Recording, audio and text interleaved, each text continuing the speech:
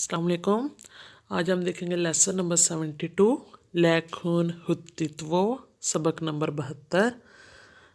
आज का ये दूसरा लेसन है ग्रामर पे, ठीक है। तो आज के लेसन में हम देखेंगे क्वेश्चन वर्ड्स, ठीक है, कि मतलब जो एज आ क्वेश्चन जो है वो स्वीडिश में यूज़ होते हैं वो कौन कौन से हैं और कब कब वो यूज़ होते हैं, ठीक है। तो इसमें फर्स्ट वन है जी वैम, वेम्स, वॉद, वॉर, वॉट, var ifrån, när, hur dags, varför, hur mycket, hur långt, hur länge और hur ofta, ठीक है। तो अब हम इन्हें वन बाय वन देखेंगे कि ये किस कंडीशन में ये कौन सा क्वेश्चन वर्ड जो है वो यूज़ होगा, ठीक है। तो फर्स्ट वन है जी वैम। वैम का मतलब होता है हु या कौन उर्दू में, ठीक है। वैम is used when you asked about a person just like who in English, ठीक है। कि वैम तब यूज़ होता है जब आप किसी पर्सन, किसी शख्स के बारे में पूछते हैं, जैसा कि इंग्लिश में हु यूज़ होता है और उर्दू में कौन, ठीक है। वैम correspondence to both who and whom. वैम जो है ये हु और होम दोनों को रिप्रेजेंट भी करता है। आगे इसके हम एग्जाम्पल देख लेते हैं। वैम स्टोअर देर बोटा, वैम स्टोअर देर बोटा, who is standing over there, वहाँ कौन खड़ा है, ठीक है। वैम मतलब हु, कौन। वैम थ्रेफादे दू इगोवर, हु या whom did you meet yesterday, कल आप किससे मिले थे, ठीक है। वैम का मतलब होम और हु ये दोनों लिए जा सकते हैं, ठीक है। उसके बाद सेकंड वन है जी वैम्स। वैम्स is used when you asked about the owner of something just like whose in English, ठीक है। वैम्स का बेसिकली उर्दू में मतलब होता है किसका, ठीक है, कि इसका मालिक कौन है। जब हम कोई चीज़ है, ठीक है, जब हम पूछते हैं कि ये किसकी है तो हम बेसिकली उसके ओनर के बारे में पूछ रहे होते हैं कि ये चीज़ किसकी है। तो इसके लिए हम स्वीडिश में वैम्स यूज़ करेंगे। ये इसकी एग्जांपल देख लेते हैं हम। वेम्स cykel lånade du, whose bicycle did you borrow, आपने किसकी मोटरसाइकिल या बाईसाइकिल उधार ली, ठीक है। वेम्स मीन whose, किसकी। द प्लूरल ऑफ वैम इज विल्का, ठीक है, कि वैम जो है ये सिंगुलर के लिए यूज होता है और उसका प्लूरल जो है उसका जमा क्या होगा, विल्का। विल्का kommer ikväll, who are coming this evening, आज रात कौन आ रहे हैं, ठीक है। उसके बाद है जी वाद।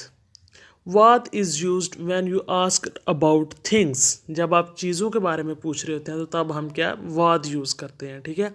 जब किसी शख्स के बारे में पूछ रहे हो फिर हम वैम यूज़ करेंगे, जब चीज़ों के बारे में बात हो रही हो तो फिर हम वाद यूज़ करेंगे। It has only one form just like what in English, ठीक है।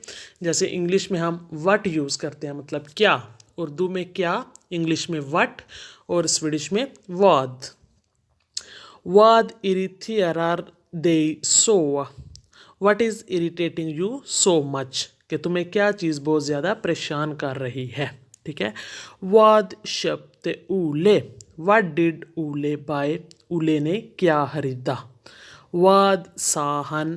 What did he say? उसने क्या कहा, ठीक है। तो इसमें आप देखें बेसिकली ये चीज़ों के बारे में यहाँ पे पूछा जा रहा है तो उसके लिए हम वाद यूज़ करेंगे।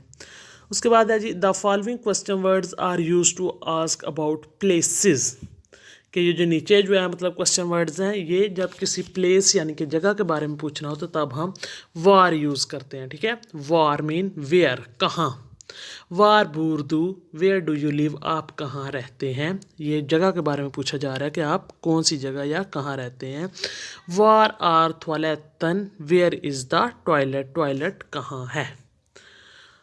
उसके बाद है जी वॉट। वॉट मीन भी where in the sense of where to, ठीक है। That is when destination and not position is refer to, के इसमें हमें मंजिल का जो है ना या पोजीशन का हमें पता नहीं होता, हम तब जो है वॉट यूज़ करेंगे, ठीक है। जैसे है वॉट रेस्ते नी på semestern, where did you go for your holiday, आप अपनी छुट्टी के लिए कहाँ गए थे। जब हमें डेस्टिनेशन यानी मंजिल का मतलब जो है या पोजीशन का हमें पता नहीं होता, तो मतलब जब हम किसी से क्वेश्चन करते हैं उस चीज़ के बारे में, तो फिर हम वाट यूज़ करेंगे। वाट थोग हन वैगन, where did he go to, वो कहाँ गया। अब हमें नहीं पता वो कहाँ गया, ठीक है, हमें नहीं पता उसकी मंजिल के बारे में या उसके डेस्टिनेशन के बारे में, तो इसलिए हमने यहाँ पे वाट यूज़ किया। उसके बाद है वारी फ्रॉन, मीन वेयर और फ्राम, ठीक है। वारी फ्रॉन कोमेडू, where do you come from, आप कहाँ से हैं, ठीक है, तब हम वारी फ्रॉन यूज़ करेंगे। उसके बाद है नैर। नैर मीन होता है व्हेन, यानी कि जब या कब। अगर क्वेश्चन मार्क में आएगा तो इसका मतलब होगा कब, अगर आंसर में होगा तो इसका मतलब होगा जब, ठीक है। When is the most important question word for asking about a point in time, ठीक है, जब हम टाइम से रिलेटेड कोई चीज़ पूछते हैं, ठीक है, तो तब हम नैर यूज़ करेंगे। नैर tvättade du fönstren, when did you clean the windows, तुमने खिड़कियाँ कब साफ़ की, ठीक है। नैर dog Napoleon, when did Napoleon die, Napoleon कब मरा, ठीक है, तो इसमें हम टाइम से रिलेटेड पूछ रहे हैं। उसके बाद है हुर दाग्स। हुर दाग्स can be use instead of नैर, ठीक है, ये उसकी जगह भी इस्तेमाल होता है। When you expect the answer to be clock time, in English you can ask what time instead of when, ठीक है।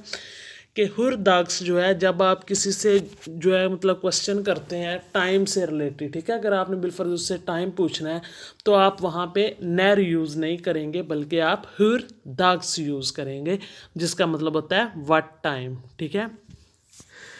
नैर वाकना दे दू इमोश, when did you wake up this morning, ठीक है, आज आप सुबह कब उठे, ठीक है, तो तब हम आपने लगा दिया नैर। लेकिन जब आप टाइम एक्सपेक्ट कर रहे हैं कि एग्जैक्टली टाइम जो है वो कब वो उठा, तो फिर आप बोलेंगे हुर दाग्स वाकना दे दू इमोच, what time did you wake up this morning, आज सुबह आप कितने बजे या किस टाइम उठे। क्लॉकन हुई एट 7 o'clock, 7 बजे।